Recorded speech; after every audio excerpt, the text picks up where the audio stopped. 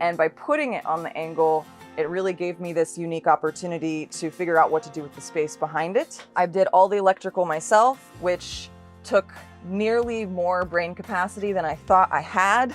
Honestly, like the bathroom of my dreams. I decided to push forward with it, even though it seemed impossible a lot of the time. Hi, my name is Destiny, and this is Dolly, my tiny home and mobile recording studio on wheels. Come on in and check it out.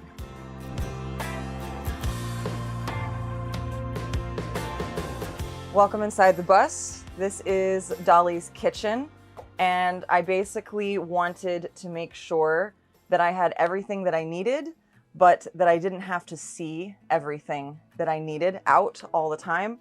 So I have a lot of things that are tucked away and hidden away. I have a standing desk because I realized that as a tall person, I was always leaning on things. So I built in a standing desk that flips out and has a little extension here to support it. And also hidden in there are a bunch of tables and little things like that, as well as 3 outlets to power my all electrical kitchen. I don't have any propane. I have an extension for my prep space here so that I can prep and talk to people, watch TV at the same time. And I don't do a lot of cooking. So I made sure that everything that I needed could tuck away and not take up permanent space on the counter.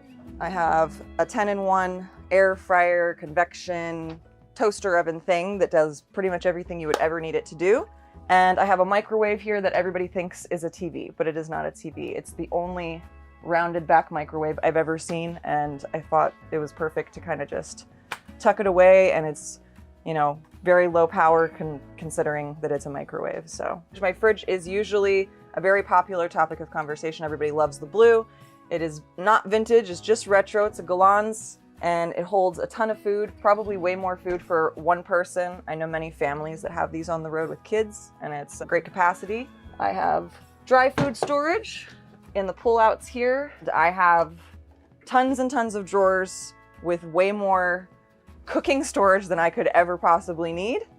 And underneath every single cabinet is hidden toe kick storage as well. I also decided to tuck away some things in hidden places, like behind the fridge. I have my spice rack, which one day will actually have spices in it. But I wanted to make sure that I had somewhere to put spices if I ever decided to get spicy. My sink cabinet is built on top of a 1930s desk that I got off of Facebook Marketplace. It was in really, really terrible shape when I got it. It had like 5 layers of paint. So I had to do a lot of rehabilitation there, but it was also way too short. So I built an extension on top of it so that it was my height. All the counters in the kitchen are a little bit taller than normal because I'm a little bit taller than normal. A nice big IKEA sink because it's the only sink in the bus. So washing dishes, brushing teeth, washing your face all happens here. I have tons of storage overhead for toiletries and cleaning products. And then behind this panel is my water heater. And I have 6 junk drawers on this cabinet. 6 entire junk drawers in this cabinet is basically what it amounts to. So I think my favorite thing about this side of the bus is like a 2-part thing. Number 1, that this entire thing ended up looking exactly as I designed it in my head. There are very few things here in the bus that ended up happening. And then that this cabinet was the only thing in the bus that happened in one day, start to finish. Nothing went wrong. And I'm kind of reminded of that every time I use it, that sometimes things go to plan.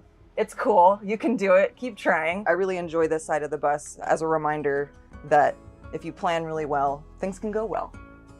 The name Dolly came from sort of the process of deciding whether I wanted to actually dive into nomad life. I was trying to figure out if it was for me, and I went down that YouTube rabbit hole that a lot of us go on. And as I was watching these videos, YouTube suggested a video of Dolly giving a tour of her tour bus. And as I was watching it, it kind of clicked in my head that, yeah, of course, Dolly's been doing this for an entire lifetime, and she's done it in a much smaller space because she always had to share it with her drivers and her other bandmates. And musicians have been doing this forever, so of course it's totally possible. And it gave me kind of the impetus to push forward. And then the bus came to me pink, so it just kind of felt like serendipitous had to happen, had to call it Dolly. So I bought her in spring of 2022, and I turned her into a tiny home and mobile music studio on wheels. So everything was done in about a year and a half with the exception of the shower. I can kind of break things out a little bit because I think that's more helpful to anybody that's interested in doing this. So the bus itself, including the RV registration to make it, kind of road legal, was $4,000. And then the repairs that I put into it to make it roadworthy, I think $4,000 between the repairs and the new tires. So I had to get 6 new tires. They're not cheap. And the solar and electrical, I would say I've put in about $10,000 so far. And that was with me doing pretty much all of the labor with the exception of the solar rack. I had someone do the solar rack. And then I would say I put about $2,000 into tools alone. So I could build another bus for way cheaper now. And then I would say maybe about $8,000 went into the actual materials to build the bus, including the appliances, the air conditioner, and things like that. I might add all those things up someday when I feel very brave. So we're at the entrance of the bus, and I wanted this space to feel as open and home-like as possible, as you can inside of a bus. So I wanted the couch to be a little bit deeper than normal couches that I tend to see in a lot of buses. So I made sure that it was about 1/3 of the space. And then it also converts out to a chaise or a dinette or a bed. And there's a lot of different configurations that I can do. Opening of the space was really determined by this angle that I put the TV at. And the TV is the frame TV, and I kind of built the whole living room around it because it was the only bougie thing that I actually wanted in the bus. And so I put this at an angle. It's like super low profile. You don't really even feel like there is a TV in the living room. And a lot of people, when they come in, they're kind of surprised. They think it's either a chalkboard or painting or whatever. And by putting it on the angle, it really gave me this unique opportunity to figure out what to do with the space behind it. So I put it on a hinged wall so that it opens up to my hidden walk-in closet. There is tons of space back here for all of my gig clothes. As a musician, I have like special clothes I have to wear on stage. And this is a really convenient way to tuck it away, make sure that it's hanging and nice, but I don't have to get into it every day. And I made it intentionally difficult to open so that it doesn't open when I'm driving. And just like all the spaces in the bus, I have lots of areas for my tchotchkes and knickknacks, and those are the things that make this place really feel like it's my home and not just kind of a temporary space that I'm living in on the road, which is really important for me. So in the hallway, I have another closet, which was originally going to be the clothes closet, but after that ended up being such a perfect space up front, this has turned into the electrical closet, but we like to call it the confessional. It was not an intentional design choice. I just really wanted rattan, and I realized that if I went all the way to the floor with the rattan, my cats would destroy it. And so thus this shape, and everyone decided I have Catholic vibes. So it's the confessional. And inside is my electrical system and some extra cubby storage. And I did all the electrical myself, which took nearly more brain capacity than I thought I had.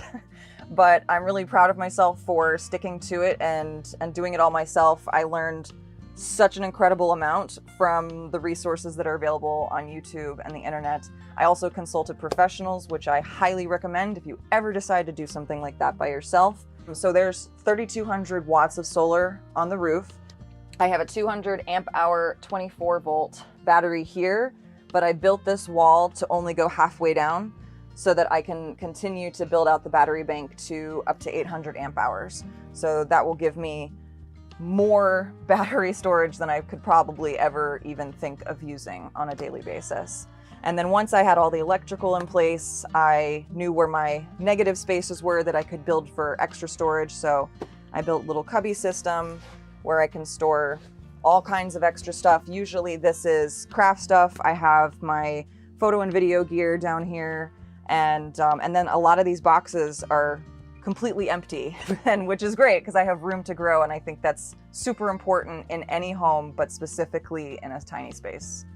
All right, so we are now in my vintage vibe bathroom. I was trying to keep up with the same aesthetic that I started with in the kitchen, and I did a very ambitious tile job in this bathroom. It was an immense amount of work, but I am so happy with how it's turned out, and it has been just as functional as I planned it to be. And once I'd gotten it to its functional space, I added all of the extra stuff, which has turned it into, honestly, like the bathroom of my dreams. I am sitting on my compost toilet, which is on top of a wheel well and is very high up in the air, which is apt because I use the throne system to build this compost toilet, and you really do kind of feel very regal when you mount this thing all the way up here. And speaking of which, when I built it, I didn't exactly have a plan in place for how I would get up here. So this is a recent addition. It is a step stool, it's a squatty potty, it also has extra storage, and it's been super useful in making the space as functional as it can possibly be.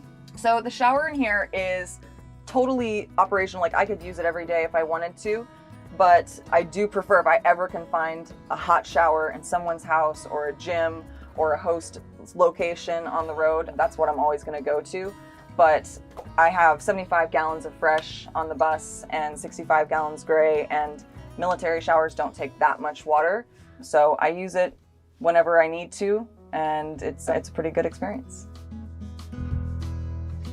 I decided to get into bus life, or just nomad life, after going through the experience of being a teacher during the pandemic. I had been a teacher for a long time, and like many teachers, you know, was feeling the grind, feeling like, maybe is this something that I want to continue with? And once COVID came along, and there was sort of that fear of both not being able to do international travel again, and also sort of wondering if I'm ever going to be able to afford a home on a teacher's salary, I looked into alternatives and went down the proverbial YouTube rabbit hole, as we all do, and really thought that this was something that could fulfill all of the things that I wanted to do, which was travel and be able to perform live, because that was something that was missing in my life in COVID, and really start to expand my travel opportunities to not just being in the summer when I was a teacher. And so I decided to take the leap, and I'm really happy that I decided to push forward with it, even though it seemed impossible a lot of the time. So we are now in the back half of the bus, which is both my bedroom and the recording studio. And this was sort of the entire purpose of the bus to begin with. I wanted a space that I could dedicate to creating music, recording music. I'm a live music streamer on Twitch, and I wanted to make sure that I had a place to continue doing that while I was on the road. The studio was really important to me, not only for how it was set up, but that it was able to actually function as a recording space. And I was finally able to kind of put the proof of the project into place and like test it. Last fall, I recorded my first single in here and was able to produce that and put it on Spotify, and it sounds good to me. It sounds good to the people who liked it and listened to it and all of that. So it was a really big moment for me to be able to show myself, show the people that have been supporting me through this process, my Twitch followers, my YouTube followers and stuff like that, that everything that I really envisioned is able to come to fruition. And so now that I know that it works as a recording space, I'm planning to record my full album this year and hopefully get that out before the end of the year. And I'm really excited about that. And I've got lots of other hidden things around here as well. So this desk opens up to a regular computer desk if I need it to. This electric piano is fully locked in for driving, but it's easily removable so that I can take it to a gig if I need to. And these monitors just quickly tuck away with one of the thousands of bungee systems that I have around the bus for keeping things in place while I'm driving and putting the house into earthquake mode. I built in a table over here that also opens up for extra jewelry storage and accessory storage. And I have all of my clothes in this file cabinet, and in all of the bigger drawers underneath are some more clothes and music gear.